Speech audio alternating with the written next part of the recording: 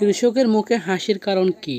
আসসালামু আলাইকুম রহমতুল্লাহি ওয়া বারাকাতুহু। আলহামদুলিল্লাহ, দেখতে পাচ্ছেন কত অসাধারণ একটি কচু ক্ষেত করেছেন একজন কৃষক। বর্তমান সময়ের দিকে তাকালে দেখবেন যে অনেক কৃষক দুঃখে আছে, কষ্ট আছে, কারণ তারা ন্যায্য মূল্য পাচ্ছে না। কিন্তু আমাদের এদিকে কৃষকগুলো খুবই খুশি, কারণ তারা এটা জানে যে আমি যদি কম দামে বিক্রি করি কৃষি পণ্যগুলো, তাহলে আমি কম দামে দোকান থেকে আসবাবপত্রগুলো কিনতে পারবো। সেই কথা চিন্তা করে আমাদের কৃষকগুলো কম দামে কৃষিগুলো ছেড়ে দিচ্ছে বর্তমান সময়। কিন্তু দেখা যাচ্ছে আমাদের মধ্যে কিছু কিছু কৃষক অতিরিক্ত দামে বিক্রি না করতে পারলে তাদের মন খুব খারাপ হয়ে যায় এবং তারা কৃষি পণ্যগুলো খুব সহজে নষ্ট করে দেয় এবং মানুষকে দেখায় তারা ন্যায্য মূল্য দাম পাচ্ছে না। সত্যিকার অর্থে কিন্তু তারা ন্যায্য মূল্য দাম পাচ্ছে, কিন্তু তারা অতিরিক্ত দাম পাচ্ছে না, সেই জন্য তারা কৃষি পণ্যগুলো নষ্ট করে দিচ্ছে। কিন্তু আজ আমি একজন কৃষককে দেখাবো যে ন্যায্য মূল্যে বিক্রি করে খুব খুশি এবং কম দাম বিক্রি করলে খুব খুশি। উনি 40 থেকে 50 কাঠার মধ্যে ছোট পরিসরে একটি ফসল করেছেন। ওই ফসলের মধ্যে মোটামুটি 8 থেকে 10 রকম সবজি চাষ করেছেন। শীতকালীন এমন কোন সবজি নেই যে উনি করেন না, সব রকম সবজি করেছেন তিনি।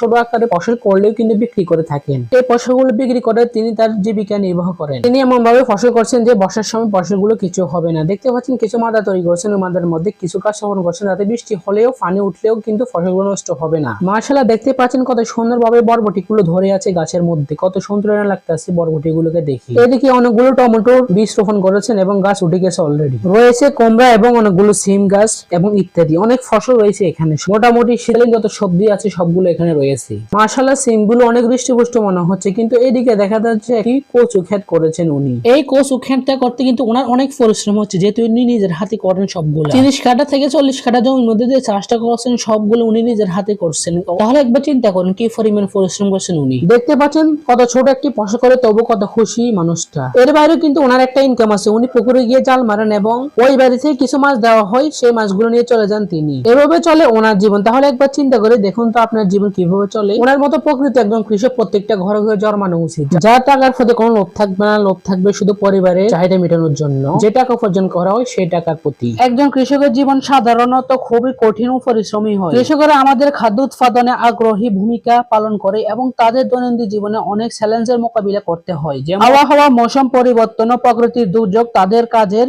গতিশীলতা প্রভাবিত করে এবং অনেক সময় তাদের বিরাট একটা ক্ষতির সম্মুখীন হতে হয়। আমাদের চারপাশে যে কৃষকগুলো রয়েছে ওই কৃষকগুলো দৈনন্দিন জীবনে একটি সমস্যা হয় বেশি, সেটা হচ্ছে কৃষকেরা অনেক সময় ঋণের জালে আটকে পড়েন। ফলন ভালো হলে তাদের অবস্থান উন্নতি হয়, না হলে তারা সমস্যার সম্মুখীন হন। কৃষকেরা সাধারণত পরিবারের সদস্যদের নিয়ে ফসলের কাজ করেন, কারণ তারা বাইরে থেকে একটা লোক এনে কাজ করাবেন সেই আর্থিক তাদের থাকে না। তাই আমি মনে করি একজন কৃষককে যথাযথ সম্মান প্রদর্শন করা উচিত। এভাবে একজন কৃষক তার জীবন অতিবাহিত করেন, যিনি নিজের পরিশ্রমের মাধ্যমে সমাজকে খাদ্য সরবরাহ করেন। কৃষকের জীবন থেকে আমরা অনেক শিক্ষা ও প্রেরণা লাভ করতে পারি। দেখতে পাচ্ছেন ওই কৃষকটা পুকুরের মধ্যে জাল মেরেছেন, দেখি এবার কতটা মাছ উঠে। আমরা দেখতে পাচ্ছি জালের মধ্যে অনেকগুলো মাছ এঁটে গেছে এবং কৃষকের মুখে অনেক বেশি হাসি দেখা যাচ্ছে। এতগুলো মাছ একবারে উঠা কোনোভাবে সম্ভব না আমার আপনার, কিন্তু একজন কৃষকের সম্ভব, কারণ তার ওই ব্যাপারে ভালো একটা স্কিল রয়েছে। আমরা আমাদের বিড়ালের বাচ্চাকে একটি মাছ দিয়েছি, দেখতে পাচ্ছেন কত সুন্দরভাবে বিড়ালের বাচ্চাটা মাছ খাচ্ছে। বিড়ালের বাচ্চার মুখ থেকে মাছটা পড়ে গেল, এখন কোল থেকে নেমেও মাছটা খাচ্ছে, এরপরও মাছ খাওয়া বন্ধ করে নাই, কারণ বিড়ালের সব থেকে প্রিয় খাবার হচ্ছে মাছ।